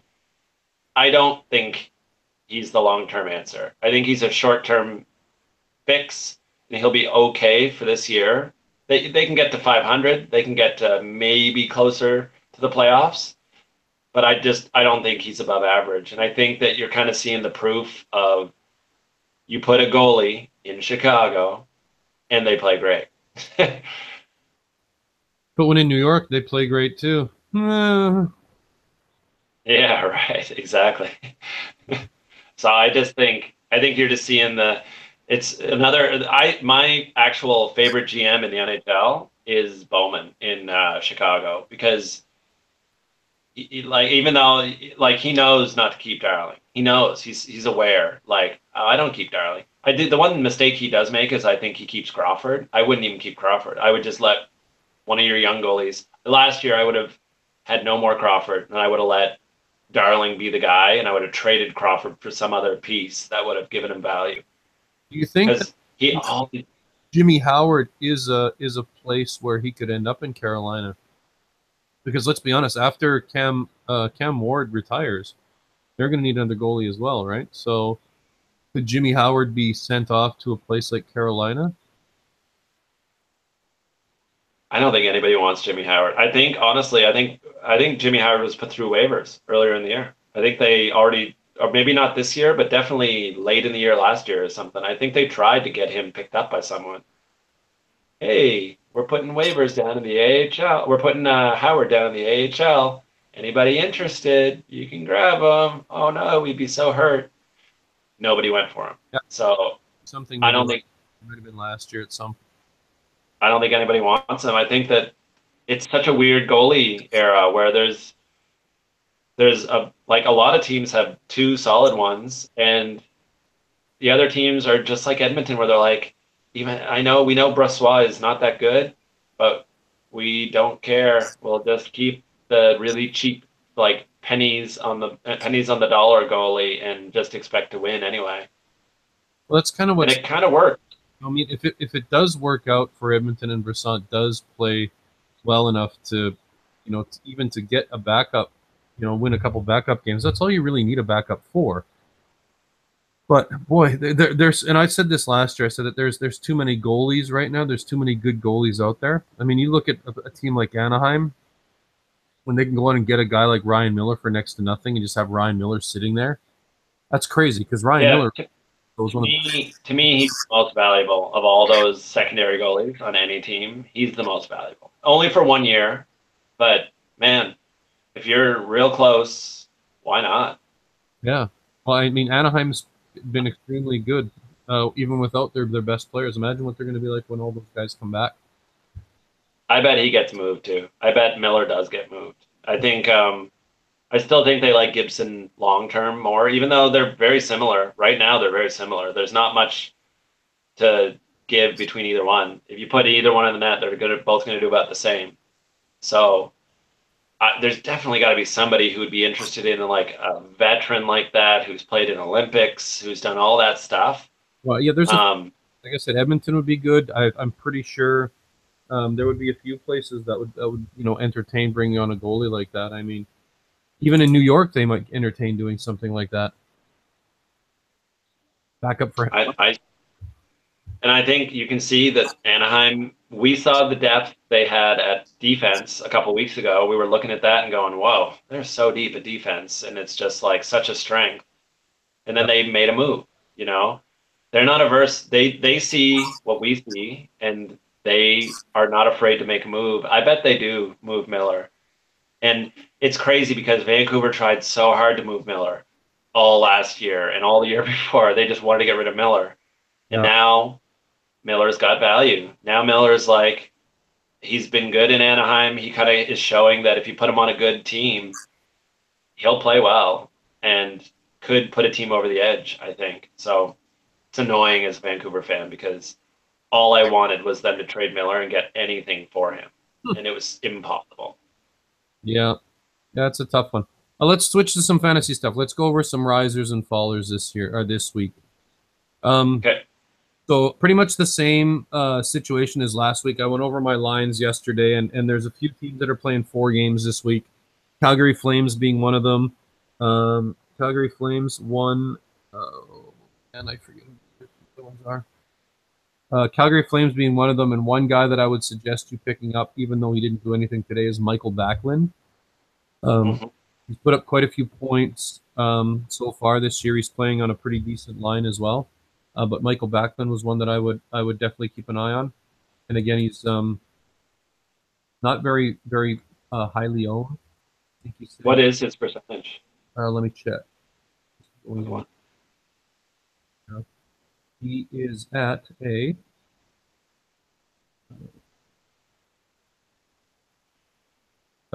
23% owned, and Wow. that's being +3 this past week. So yeah, he's definitely somebody that I'd be adding this week. So the teams that have the most games this week is Calgary with 4, the Islanders with 4, San Jose, St. Louis with 4 apiece, and then you've got Detroit playing the least with 2. So everyone else has 3. So you'll be looking to add guys that are playing those amounts of games, and if you can pick up a guy like Backlund, it's really nice. It's a nice add there for you. Obviously, 'cause he's playing on a really decent line. He's playing on the second line with Tkachuk, who's a great player, by the way. I love Matthew Tkachuk in Calgary. But he's playing with Frolik and Tkachuk on their second line. He's also getting second power play line. He's with Yager and Tkachuk on there as well. I'm not sure how valuable defensemen are in most leagues, but I also added Dougie Hamilton as well. But he's obviously a lot higher owned. He's a 94% owned sort of. Yeah, lucky ad by you. Well, no, not really, because this league is not as deep. It's only 10 guys, 10 men. Okay. But I mean, yeah, and defensemen kind of get tossed around there quite easy. But I've got another guy in Calgary that I added, Sam Bennett, who is having a horrible year. Was having I think he was pointless for the first 20 games or something like that. he was But- I remember this too. Yeah, you're right. He was awful. He's got a bit of pedigree behind him, but he wasn't good last year either. I don't want people to be fooled in thinking Sam Bennett is the next, I don't know who, Monahan in Calgary.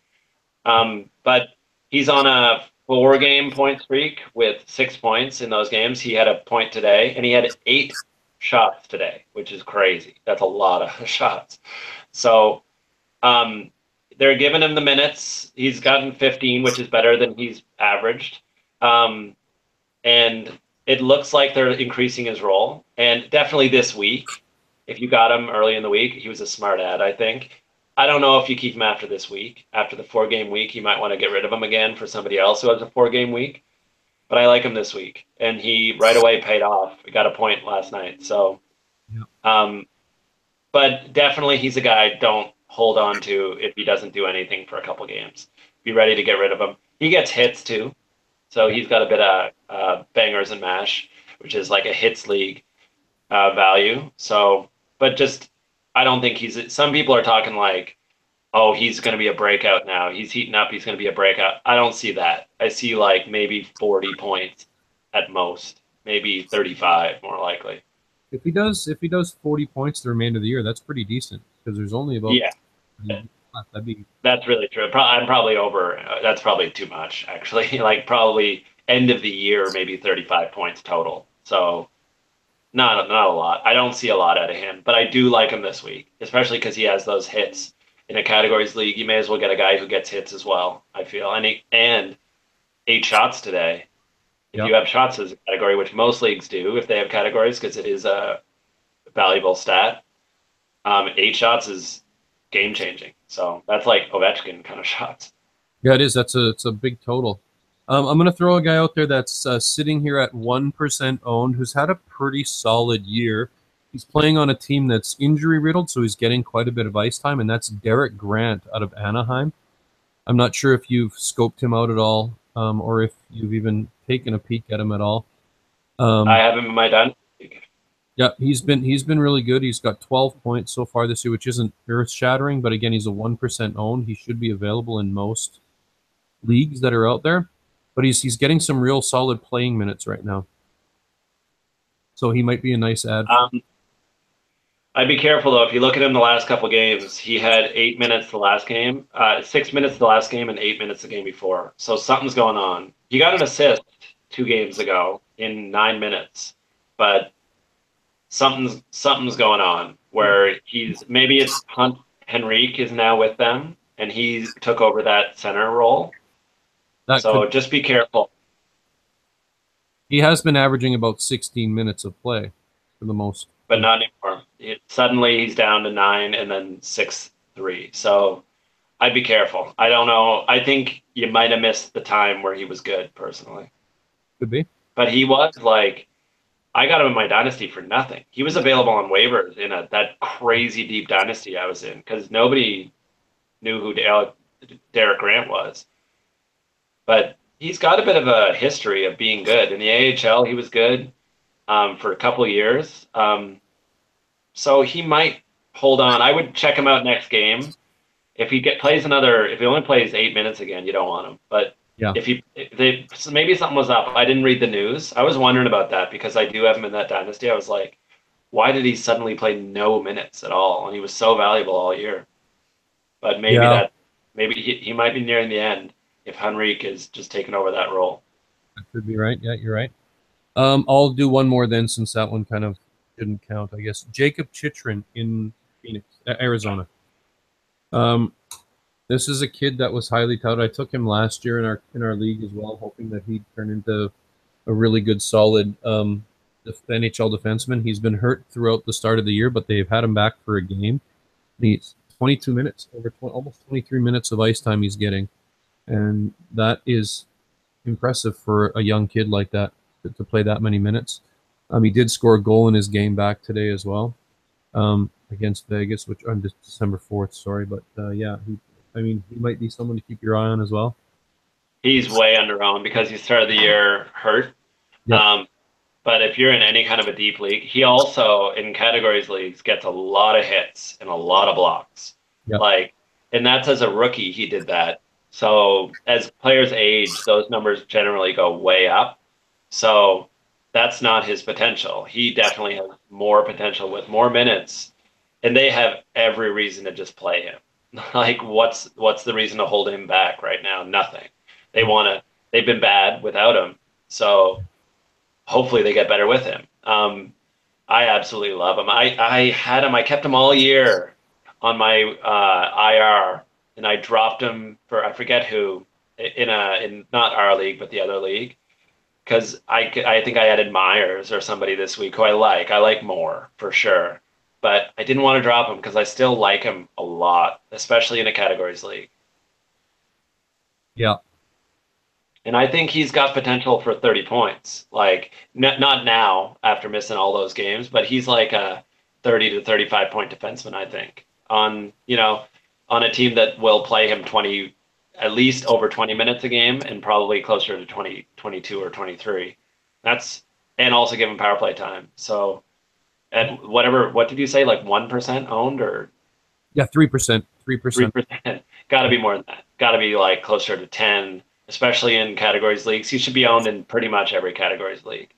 Yeah.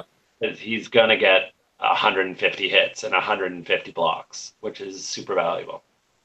He's the new version Luke Schenn. Yeah, but he's Luke Schenn who can score points. Luke Schenn can't score points. He's closer to like a mini Gudas, honestly. Like he's that kind of hits, and Gudas could get about 30 points last year as well. Do keep an eye on Radko Gudas. He is coming off suspension. I know a lot of guys did drop him. He might be someone who you'd want to pick up as well. Yeah, I was thinking that as well. He's definitely been dropped in most leagues now because he was playing bad before. But he might come back like a ball on fire and just play like crazy. And he was so good last year and so valuable. Teams that won their leagues had him a lot because especially categories leagues. I think most people play categories. I always say categories leagues. I don't know too many people who play points league hockey because it's not really the representative of what hockey really is. So I think it's kind of a bad system to play hockey.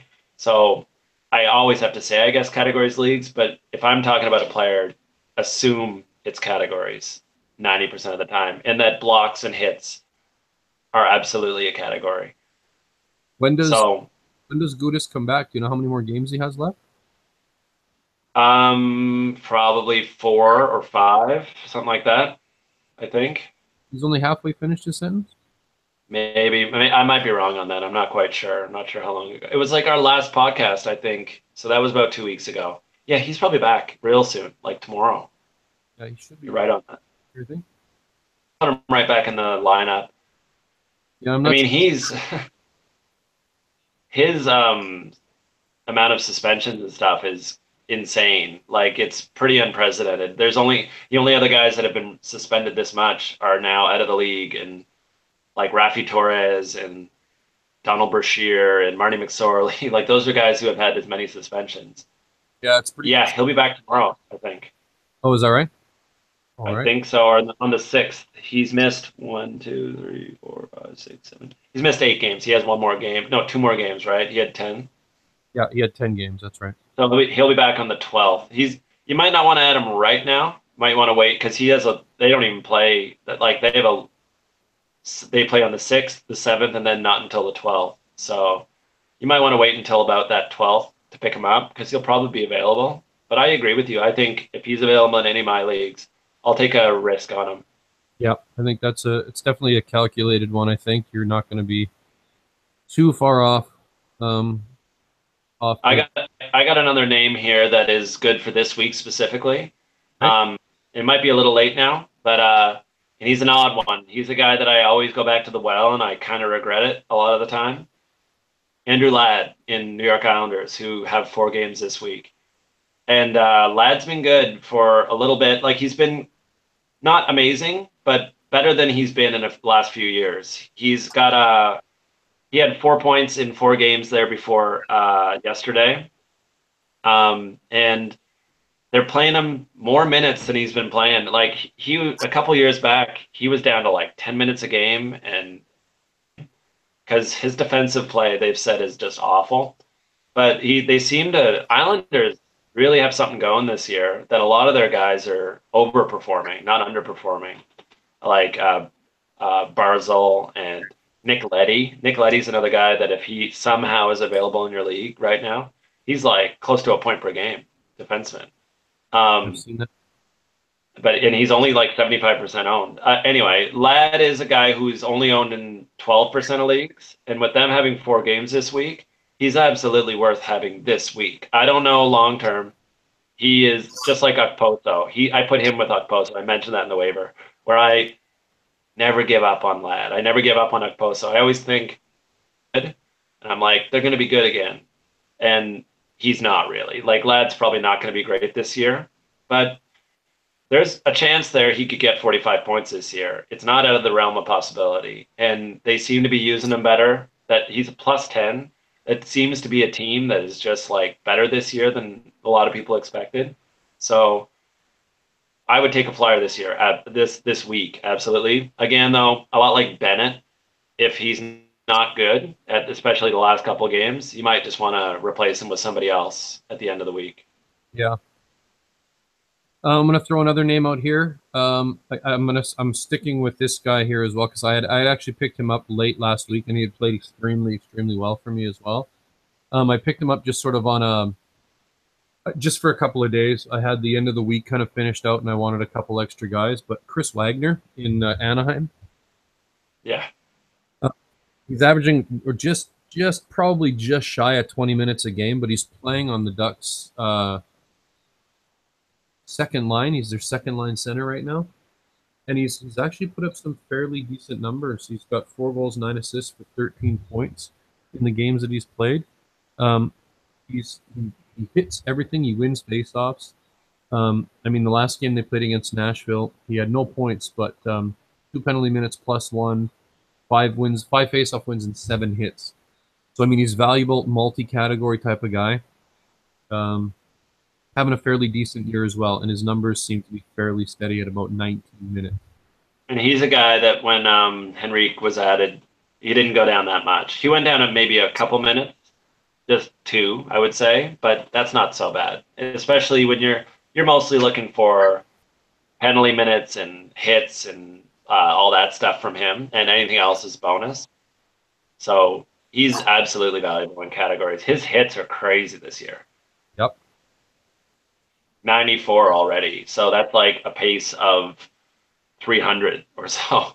So like that would be the tops in the league if he keeps that up. So absolutely. And he's also like 13 points is nothing to, and he's also got power play time. Yeah, he's absolutely a good ad. Yeah, he's been a really good solid ad, that's for sure. He's a guy that you should definitely look at if you're looking at adding somebody, for sure. I mean, there's a couple guys that I talked about more last week, but I think they've kind of proven themselves now. And one we already mentioned earlier is Dubois. Mhm. I think Dubois, I'm going to keep saying his name because he's still only, he's up to 15% now. Okay, he's gone way up. When I added him, he was about 3%, I think. He's 11% since yesterday. He's gone up 11% since yesterday. But if you're not on him now, that's still 85% of leagues he's available. That's crazy. There's no way that should be the case, and you're missing the boat because this is a third pick overall. Like, this is not like anybody. This is a third pick overall a couple years ago, aging at the perfect rate. And Tortorella, man, I mentioned this in my waiver thing too. I kind of trust Tortorella. It's scary to say. It's kind of scary to be like, I trust Tortorella. All the pundits said the same thing. Oh, he's going to run out his welcome. He has done an absolutely amazing job there. Absolutely. I can't credit where credit is due, and he deserves every ounce of credit that you give him at this point in time. And it's specifically with this kind of player. It's specifically with a guy like Dubois, who then they held him back. They really did hold him back. Like, he was not getting playing time his whole first year. People were like, oh, he's going to come in and he's going to be good right away. He's going to be a great rookie. No, he sucked last year. He was awful last year. They just didn't play him. And even at the beginning of this year, they just didn't play him. But the moment they started playing him and gave him that full-time role, he's like totally ready. He's not just ready. He looks like Dubois kind of looks to me like a 55-point guy, like season long, if he played at the beginning of the year like this. So, man, if you're too late on him, too bad, because I'm telling you, he's going to be real good, I think. Yeah, I agree. As I said before. Another one I mentioned before also, but I still think is worth talking about is Myers in Winnipeg. And I think, like most leagues, defenseman is a weakness, and for most leagues, it's hard to get good defensemen. And he's only playing about 20 minutes a game, but he gets power play minutes for them, big power play minutes for them. They're a huge scoring team. And I kind of think he's got his mojo back. Like, I think he's kind of back to his old self. And we mentioned this last week. His old self is 48 points in his rookie year or something like that. Like, his rookie year was like Norris almost good. So there's no question he has the talent. You can't just get 48 points. It doesn't just happen. You have to have some kind of skill, like Ghost Bear in Philly. That wasn't a fluke. He had a bad year last year, but he's going to be a scorer in the NHL. I think Myers might get 40 points this year, and I think a lot of people are just discounting him because he was so bad for like 3 years. But he was on bad teams. He was bad, but his teams were worse. Buffalo this year have 0 goals from their defensemen still. So maybe Buffalo is terrible with defensemen. Like, I think we might be seeing a trend here. You have one of those prospects that I would kill to have in Rasmussen as well. So, yeah, right. I'm going to throw a couple more names out here, and then we'll call it a night. But I'm going to go, and this one's a little bit of sort of a, I figured this would happen. Marian Gaborik, 13% owned, 4 points in 5 games so far, 2 goals, assists. His ice time, he started off real strong at 20 minutes, but he's down to about 15, 16 minutes a game here now. And that's probably where he's going to be sitting at, but he's also getting power play time as well. And it seems like he's still got it. He can still shoot the puck. So, and when you look at Los Angeles, you see a whole team revitalized. Like, that's a whole team that looks like its old self again. They look like a cup contender to me. They're like as good defensively as they ever were. And Quick has been good all year. And guys like Kopitar are totally back. It's not out of the realm of possibility that Gaborik also is a guy. Dustin Brown is totally back. It's not out of the realm of possibility that Gaborik is another one who kind of gets his mojo back while with this team that is working really well. And I like 15 minutes from him. Give him 15 minutes and don't let him get hurt and play him on the power play. And I'm happy. And then, don't overplay him. Don't start playing him 25 minutes and then he gets hurt again. Just get him solid ice time. I think he's solid. He's also like, the moment he gets hurt, just drop him. Like, just get rid of him. But I want to touch on something. Let's get away from fantasy here just a little bit, because I'd heard a crazy rumor this past week that the Islanders are looking to dangle Hosang for the right return. Now, he's played extreme. He's got 12 points, and he's only played in as many games, I do believe. Let me see, 1, 2, 3, 4, 10 games. He's played in 10 games. He's got 12 points. And if New York is thinking about getting rid of him, they're making a huge mistake. yeah, that's crazy. That's all stuff that we don't see, though. That's something else going on there. They have personal issues with Hosang, I think. A lot like when Boston got rid of Seguin. Yeah. There was like, Boston did it wrong. That maybe not Islanders are doing it right, because they're whatever the issue is, we don't really know about it. We're not hearing exactly what it is with Hosang. I think assumptions are out there that maybe it's the like he might be out late at night doing the young man stuff, you know, young NHL hockey player. But look at the talent, man. I think it'd be such a mistake if they move him and they get like what Boston got for Seguin, because you can see, as much as Boston have still been good after that trade, there's no way they're happy that Seguin became like top 10 NHL player. Like, one there's touch on, just for the sake of being fun, coming off of injury, Andre Burakovsky in Washington. He's going to be fresh. Hopefully he turns it around, but he's coming off injury and he's a mere 34% owned right now as well. He could be a guy that's low risk, high reward. Yeah, I don't know. I need to see it from him. I really need to see it from him. So he's a guy I'll wait until I see a couple good games, and then after a couple good games, after maybe a 2-game stretch where he gets a point, then I might jump on him, because I do love guys on Washington, but he hasn't proven anything to me at all. That he's been so disappointing in his career. So, all right. So let's wrap it up right there. Unless you got anything else you want to touch on. No, I'm just looking. I mean, the other guy to mention just real quick is Carlson. I mean, and we already mentioned him, but if you're thinking about trading Carlson right now, which I'm sure people are getting offers left and right for Carlson because he's so bad, just like Brent Burns was getting a lot of people are trying to get Brent Burns from people. You can't trade him. You cannot trade him right now. You have to wait. You cannot sell him at his lowest moment of his whole career, maybe. This is like as low as Carlson's ever been, because he's got the foot injury stuff and he's been horrible. Like, horrible. So you just got to eat it. He's still got 17 points. So he's still awesome. Like, that's how good he is that he can go on a span of that many games pointless. If you look at his player card on Yahoo, his whole list is zeros, 0, 0, 0, 0. But he can go that long and he's still got 17 points. You just got to eat it, and you just got to wait until he gets better. You might want to think about trading him long term, because this foot thing might be a long term issue, like a real bad long term issue. I said that before. It's a little bit sort of sketchy when you're taking half the player's foot away. Yeah, it really is. Like, I think Paul Martin in San Jose is dealing with a similar kind of thing. Like, he's just coming back from like missing the whole off season and then just coming back now kind of to healthy. I mean, it's your foot. It's like I'm scared, like, for Carlson. Definitely. I would definitely later on in the year, I would be considering. Cannot do it right now. Never trade at the low point ever. No matter how tempted you are, no matter how much you're like, oh, he's been so bad, he's got zeros every game, he's killing my roster. You just can't do it. You do it and you're making a mistake, because you just wait another 2 weeks.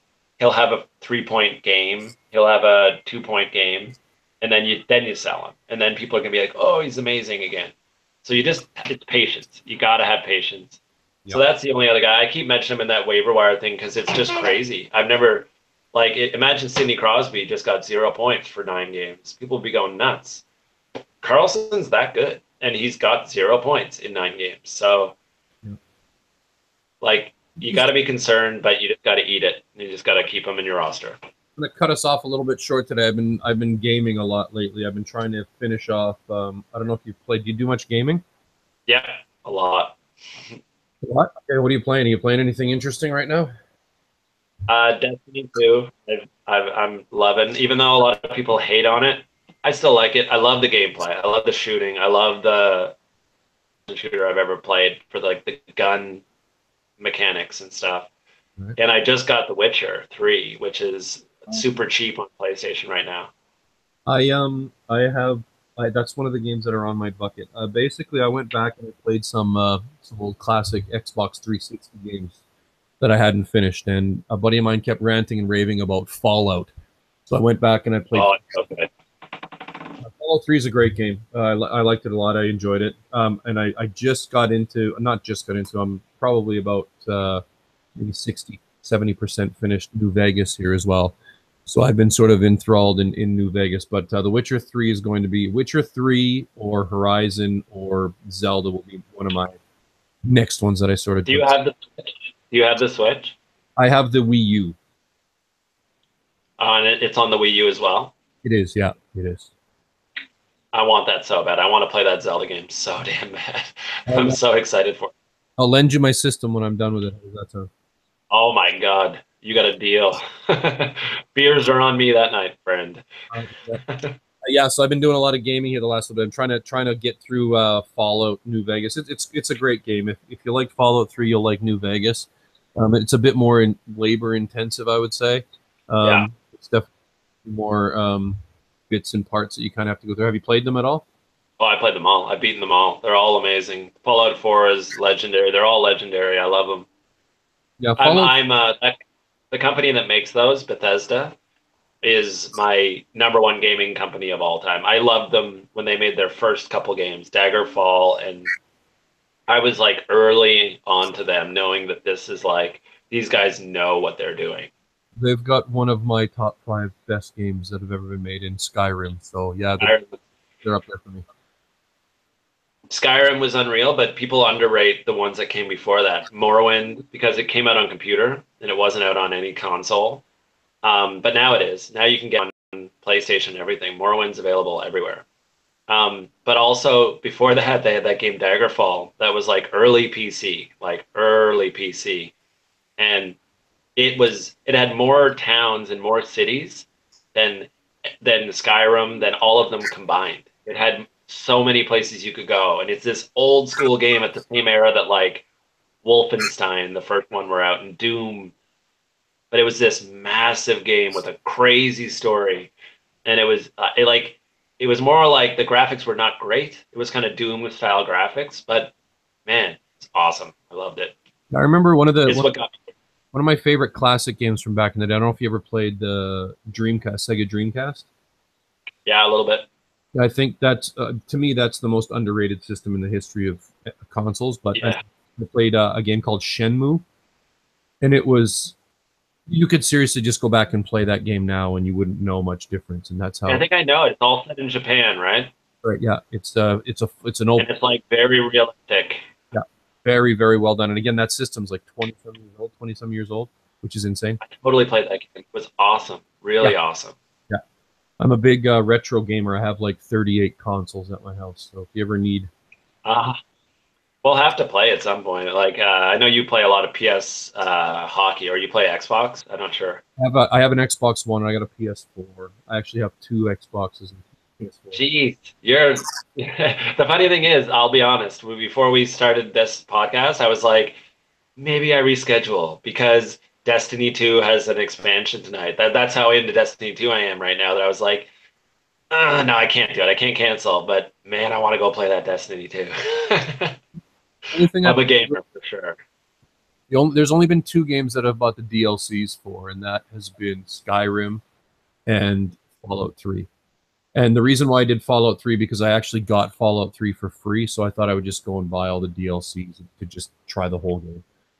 You'll like Horizon too. I beat Horizon. Horizon's really good. Amazing. Smoothest gameplay ever. So smooth. I guess from what my buddy said, because I really like Mad Max. I don't know if you played Mad Max. No. I really enjoyed Mad Max. I thought it's one of my top PlayStation 4 games. But yeah, Mad Max was a great game.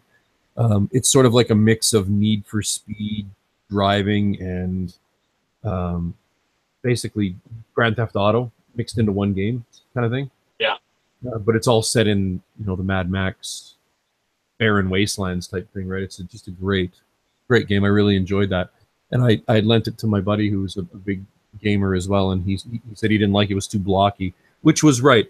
But then he said he felt kind of that he hasn't found a game that he